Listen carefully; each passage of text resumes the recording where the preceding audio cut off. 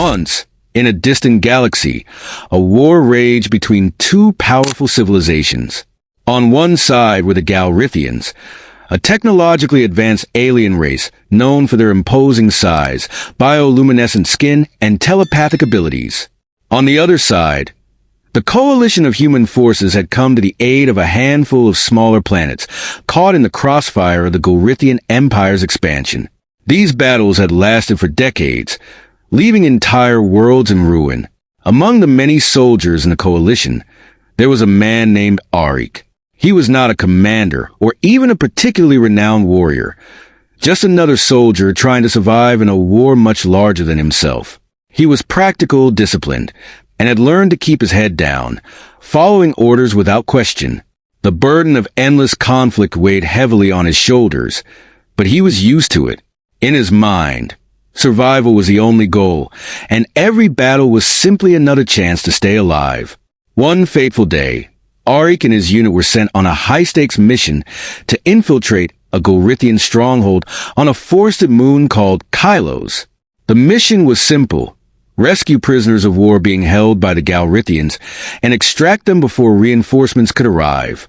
Arik had seen his fair share of dangerous operations, but this one felt different.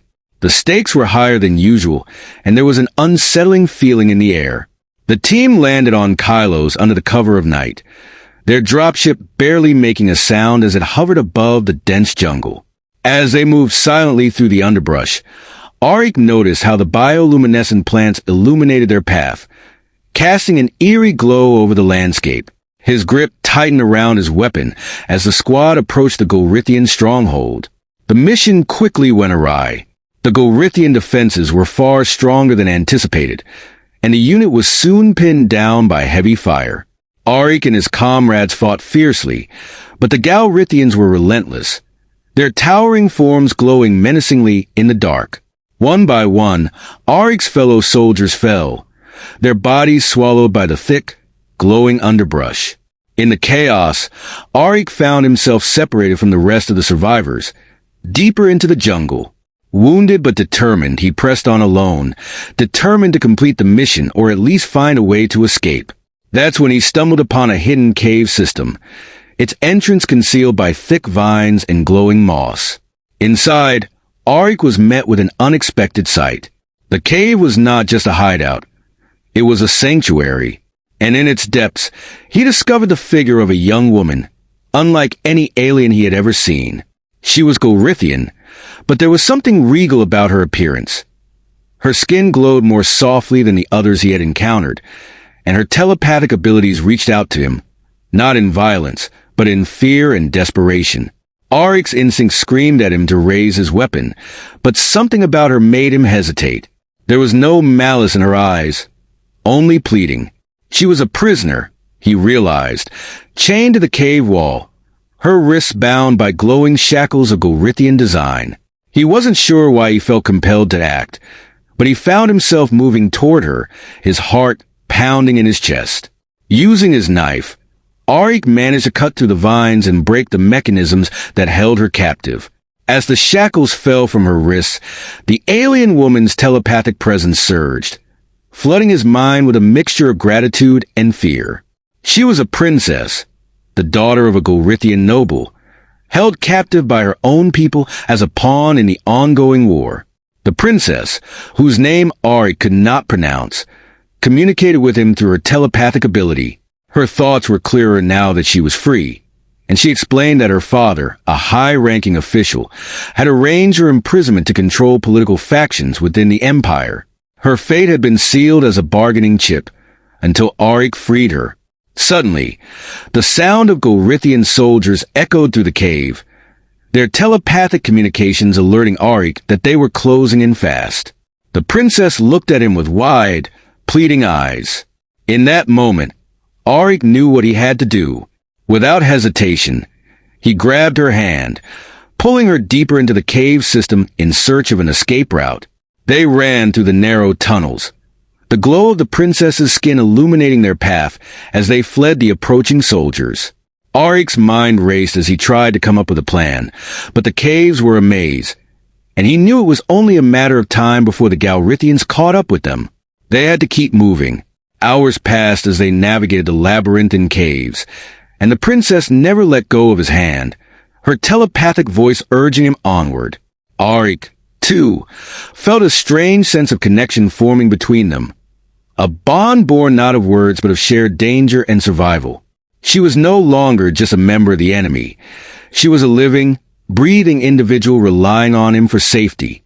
Eventually, they found a hidden exit that led out into the jungle, far from where they had entered. The night sky was still dark, but the faint glow of the distant Golrithian stronghold reminded them that they were not yet safe. They would need to find a way off the planet and back to Coalition territory before the Galrithians caught up with them. As they journeyed through the jungle, Auric and the princess grew closer. Though they could not speak the same language, her telepathy allowed them to communicate on a deeper level. He learned about her life, her struggles within the Golrithian hierarchy, and her disdain for the war that had consumed her people. She, in turn, learned about Auric's world, the hardships of human soldiers fighting for survival in an endless war. Days passed, and the bond between them grew stronger. Auric found himself no longer viewing her as an enemy, but as an ally, someone who had suffered just as much as he had. They protected each other, fought off Golrithian patrols, and scavenged for food in the jungle's harsh environment. The princess, despite her noble upbringing, proved to be resilient and resourceful, qualities that Auric came to admire. Finally, after what felt like an eternity of hiding and running, they reached a coalition outpost on the far side of the moon. The sight of human soldiers brought a wave of relief to Auric, but the princess was visibly anxious. She knew that revealing herself as a Golrithian would put her at risk of being seen as a threat. Auric, determined to protect her, vouched for her safety. He explained the situation to his superiors, though they were hesitant at first. The idea of a Golrithian princess, rescued by a human soldier, was met with suspicion and concern. But Auric's reputation, coupled with the princess's telepathic plea for peace, eventually convinced them to give her sanctuary. With the war still raging, the princess found herself a political pawn once again. This time, however, she was on the side of the coalition. Her presence sparked diplomatic negotiations between the two sides, with the potential to bring an end to the conflict. Auric, now regarded as a hero for rescuing her, was thrust into the center of these negotiations as her protector. Yet, amid all the political maneuvering, something unexpected began to unfold between the two of them. The bond they had formed in the jungle deepened into something more. Auric found himself drawn to the princess in ways he hadn't anticipated. She, too, had developed feelings for him, though she struggled to express them in a way that transcended their cultural differences. Then, one evening, as the negotiations continued in the background, the princess approached Auric.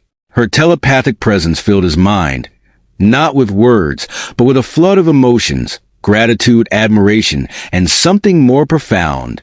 She looked at him with eyes that glowed softly in the dim light of the coalition outpost, and though she couldn't speak, her intentions were clear.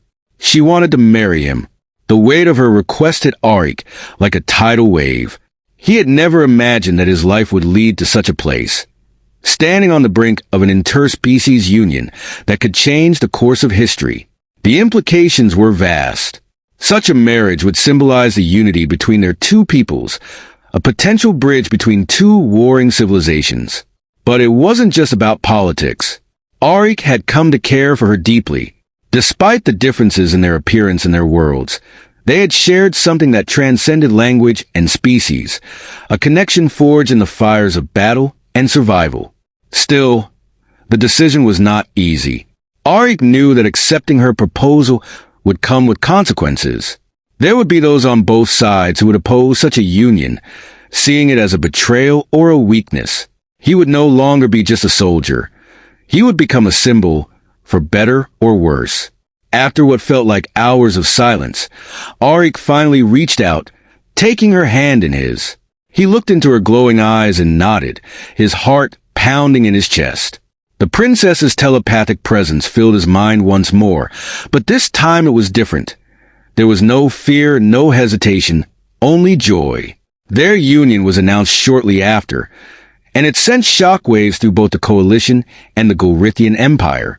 Some hailed it as a turning point in the war, a symbol of hope for peace. Others, however, viewed it as a dangerous precedent, a blurring of the lines between enemy and ally. But Auric and the princess were determined to stand firm in their decision. Their bond had grown too deep to be swayed by the politics of war or the prejudices of others. Together, they represented something new, a possibility that, even in the midst of conflict, different species could find common ground and perhaps even love. The wedding itself was unlike anything either side had ever seen. It took place in a neutral space, a small planet orbiting a dying star, chosen for its symbolic representation of rebirth amid destruction. Representatives from both the Coalition and the Gorithian Empire attended, though tensions ran high. The event was broadcast across both civilizations, a spectacle for billions to witness. Auric stood tall in his formal Coalition uniform, his heart pounding as he watched the princess approach. She wore an elegant gown that shimmered with bioluminescence, the soft glow of her skin illuminating the dark ceremonial hall. Despite the tension in the air, the moment felt deeply personal to Auric. He wasn't just a soldier anymore. He was a man in love, standing before the woman who had changed his life in ways he could never have imagined. The ceremony was simple, with only a few words exchanged. The Coalition's leaders offered their blessings, as did the few Gorithian diplomats who had reluctantly agreed to attend. When the moment came for them to exchange vows, the princess reached out and took Auric's hands. Her telepathic presence flooded his mind, filling him with warmth, reassurance, and something he hadn't felt in years: hope. In that moment, Auric knew that whatever challenges lay ahead, they would face them together. But peace, as always, was fragile. The news of their marriage sparked a wave of unrest on both sides. Human factions accused Auric of betrayal, while Gorithian extremists viewed the princess as a traitor to her people. Attacks were carried out against Coalition and Gorithian forces alike by rogue elements who saw the marriage as a threat to their cause. Auric and the princess, now officially husband and wife, found themselves in the center of a political storm. Their every move was scrutinized, their every decision judged. They were no longer just individuals. They were symbols of a fragile hope for peace, and that made them targets. One night, as they lay together in the quiet of their quarters, Auric could sense the weight of it all pressing down on the princess. Her telepathic presence, usually a source of comfort, was tinged with anxiety. He reached out, pulling her closer, and whispered, "We'll get through this." Together, she didn't respond with words, but her thoughts echoed in his mind, filled with the same determination that had kept them alive in the jungle. She wasn't just his wife. She was his equal, a partner in the truest sense. Their resolve was soon tested. A faction of Gorithian hardliners, furious at the perceived betrayal by the princess, launched an attack on the Coalition's capital. They sought to destroy the fragile alliance by eliminating its most visible symbol, Auric and the princess. The attack came without warning. A fleet of Gorithian warships emerging from hyperspace and bombarding the Coalition's stronghold where Auric and the princess resided. Explosions rocked the planet's surface, and alarms blared throughout the base. Soldiers scrambled to defend the outpost, but the Gorithian forces were relentless. Auric and the princess, caught in the middle of the chaos, fought side by side. She wielded her telepathic abilities with precision, disorienting enemy soldiers and turning their weapons against them. Auric, his years of combat experience kicking in, moved with deadly efficiency, taking down attackers with a calm, practiced determination. But even as they fought, it became clear that the attack was not just about military strategy, it was personal. The Gorithian forces were targeting them specifically, their objective to kill the princess and anyone who stood with her. In the heat of battle, Auric was struck by the realization that their love, once a source of strength, had now become a vulnerability. The more they cared for each other, the more they had to lose. They were forced to flee the stronghold, escaping into the wilderness once again, just as they had on Kylo's. The dense forests of the planet offered them temporary refuge, but they knew it wouldn't be long before their enemies found them. As they hid beneath the canopy of glowing trees, Auric turned to the princess, his heart heavy with the knowledge that their union had put them both in mortal danger. "I'm sorry," he said, his voice low. "This is all because of me. If I hadn't—" Before he could finish, the princess silenced him with a gentle touch. Her telepathic presence washed over him, filled with warmth and reassurance. "You saved me." Her thoughts echoed in his mind. "You gave me a choice. This is not your fault." Auric felt a surge of emotion, love, gratitude, and a deep sense of duty. He had never asked for any of this, but now that he was in it, he knew he couldn't turn back. They would have to fight, not just for themselves, but for the future they had dared to hope for. The next few days were a blur of constant movement and close calls. The Gorithian hardliners pursued them relentlessly, and even the coalition forces couldn't be fully trusted. There were factions within the coalition who viewed the princess as a liability, a symbol of a peace they weren't ready to embrace. But Auric and the princess were resourceful, and they had survived worse before. They moved through the wilderness, avoiding patrols and sabotaging Gorithian forces whenever they could. Along the way, they encountered others, humans and Galrithians alike, who had grown disillusioned with the war. Some joined their cause, believing that if Auric and the princess could stand together, so could their people. As their small band of allies grew, so did the hope that maybe, just maybe, they could turn the tide of the war. Auric and the princess became leaders of a growing resistance movement, fighting not just for their survival, but for a new future where humans and Galrithians could coexist. The final confrontation came when the Gorithian hardliners launched a full-scale assault on the coalition's headquarters. Auric, the princess, and their ragtag group of followers found themselves at the heart of the battle. The fighting was intense, and for a moment, it seemed as though all hope was lost. But then, something extraordinary happened. In the midst of the chaos, the princess reached out with her telepathic abilities, not to fight, but to communicate. She broadcasted her thoughts across the battlefield, reaching the minds of both human and Gorithian soldiers. In a voice filled with strength and conviction, she spoke of unity, of the possibility of a future without war. She shared her memories of the jungle, of Auric's bravery, and of the bond they had forged despite their differences. The effect was immediate. Gorithian soldiers hesitated, their weapons lowering as her message resonated within them. Human troops, too, paused, their resolve shaken as they realized the futility of the conflict. For the first time in years, the fighting stopped, if only for a moment. That moment was all they needed. With both sides momentarily stunned, Auric and the princess made their move. They pushed forward, rallying their allies and seizing control of the battlefield. The Gorithian hardliners, caught off guard by the sudden shift in momentum, were forced to retreat. In the aftermath of the battle, peace negotiations began in earnest. Auric and the princess, now recognized as the leaders of the movement for peace, played a central role in bringing both sides to the table. It wasn't easy. There were still many who opposed the idea of unity, but the tide had turned. Their love had become a symbol of what was possible. It had survived the jungle, the battlefield, and the weight of two civilizations' expectations. And now, it would be the foundation upon which a new future was built.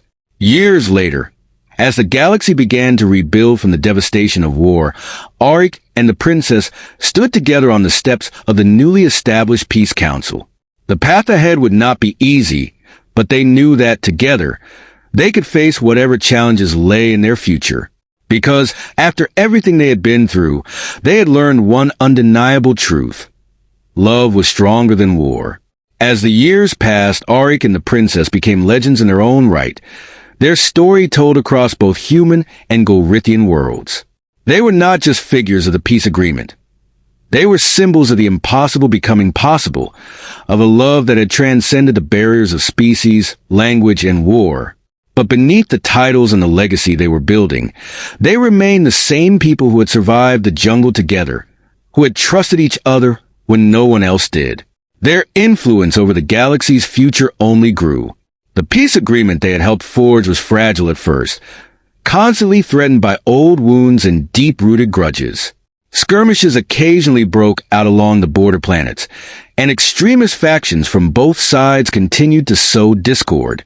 But with each passing year, the war faded a little further into memory, and the seeds of unity they had planted began to take root.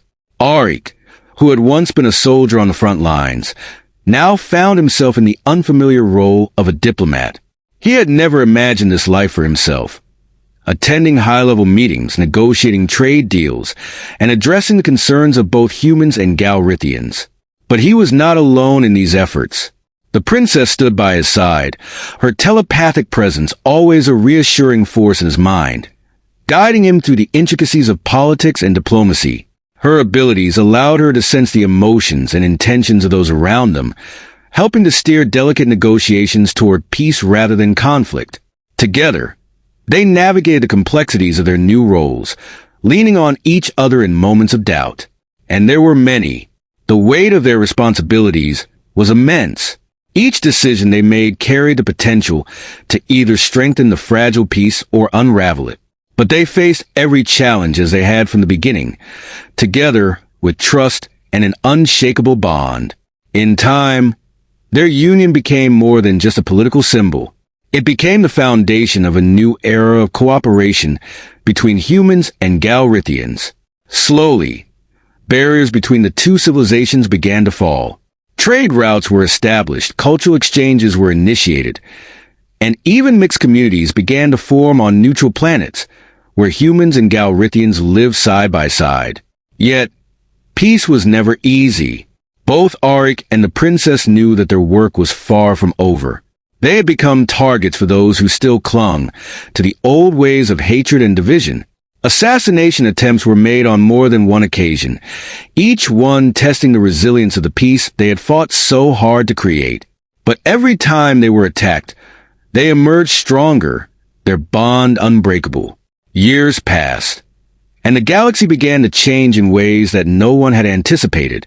New generations of humans and Galrithians were born into a world where peace, rather than war, was the norm.